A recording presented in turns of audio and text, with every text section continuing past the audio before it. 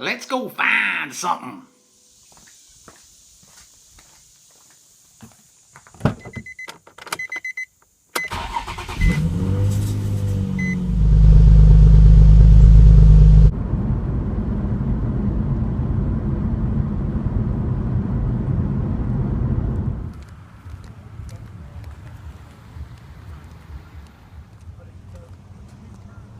Greetings, Stray Dog here for episode number of the Stray Dog vlog, and I was actually headed over to the other side of town to get some video for a vlog that I wanted to put together later on this week for a big huge event that's coming right here to my hometown, actually just a few miles down the road behind me. 200,000 people is what they're saying is going to be here in just about 4 to 5 days, September 10th to be exact.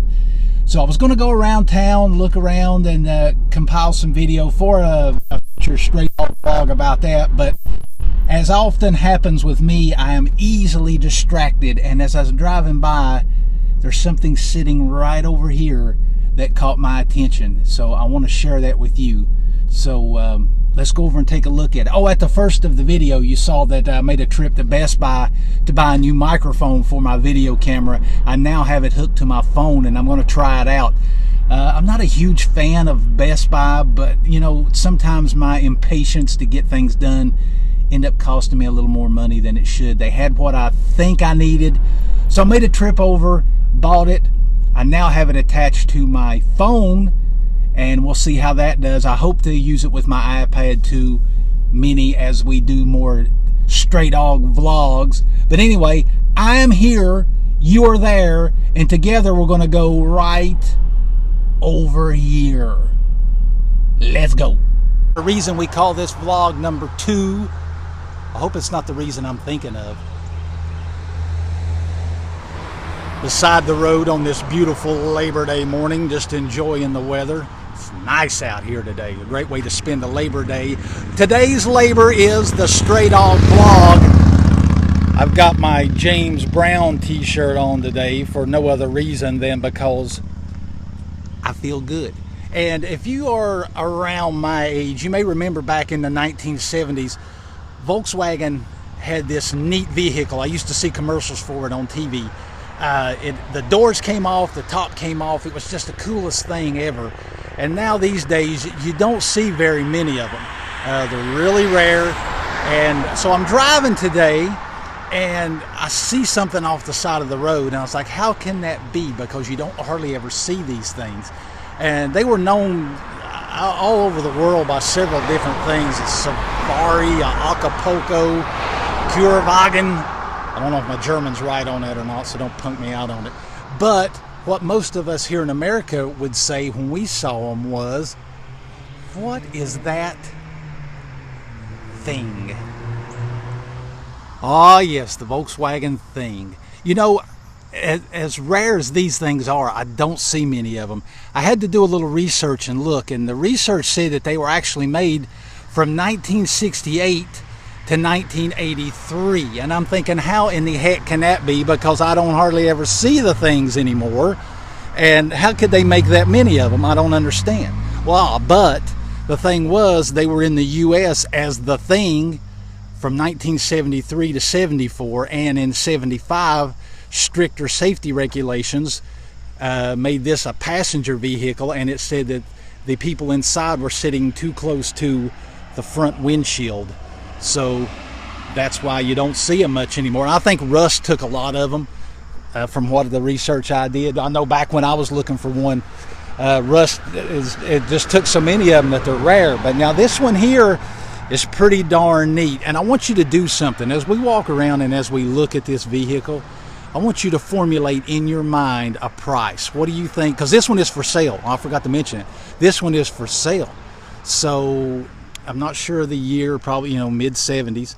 I see a little bit of surface rust on it. They were prone to rust, but this one, you know, they've got the you know, big treaded tires on it. Kind of gives it an off-road look, even though these were only two-wheel drive. They're just neat because the doors come off of them, the top came off of them. They're a four-door. I think they had some Carmen Ghia floor pans in them.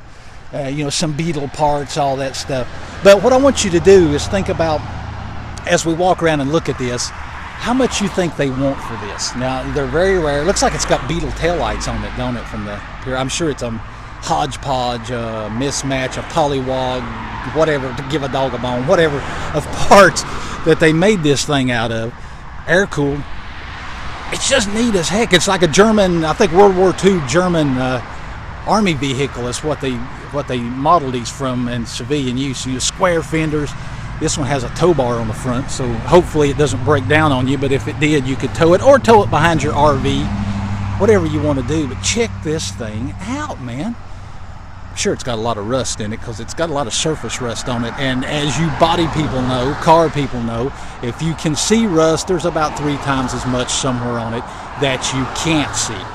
But, okay, the price is on the windshield. I had a guess, and I was way off back when I looked at these things about 5 or 6 years ago. I couldn't afford one then. And I don't know, this may be the same one I looked at. The one I looked at was orange.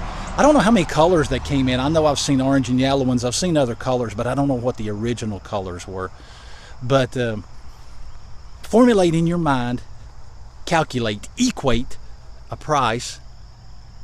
Got fitment issues there. What you think they want for this wonderful little vehicle, and we'll go around here in a second and we will reveal the price, and you see how close you were on it. But yeah, this thing's pretty darn neat. You don't see many of them, that's for sure, at least in my area. Now, depending on where you're from and you're watching this, you may see them all the time, but not here. It's pretty cool. So what do you think? What do you think they want for this Volkswagen thing?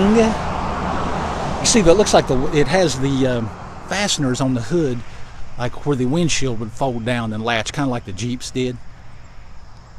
So that's cool. Yeah, the latches on the windshield, and they go into these little attachments here to lock it down so it doesn't fly up in your face because you're sitting too close to it anyway, according to the 1975 safety standards. It'll smack you right in the face. I swear it will. Anyway, check it out. Okay, so what do you think? I'm going to stand over here in the shade, take it in, look at it, soak it up like a huge Volkswagen thing sponge, a car aficionado that you are. What do you think they want for this thing? And I was going to say, when I pulled up,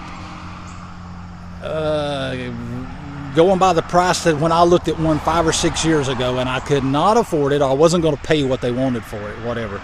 I don't know how easy it is to get parts for these. I know back the old Beetles, where they still made them in Mexico, you could get parts from Mexico and stuff pretty cheap, pretty easy. Now, if you've got floor pan issues or rust issues in the back around the engine compartment of this thing, I don't know, you may have to fabricate metal and stuff like that, but you know, that's up to your skill level. But anyway, I was thinking myself as I pulled up, $6,000. Yep, 6,000 American dollars for this thing. So what do you think? Well, let's go up and reveal what they're asking for this original 1974 Volkswagen thing. Holy monkey.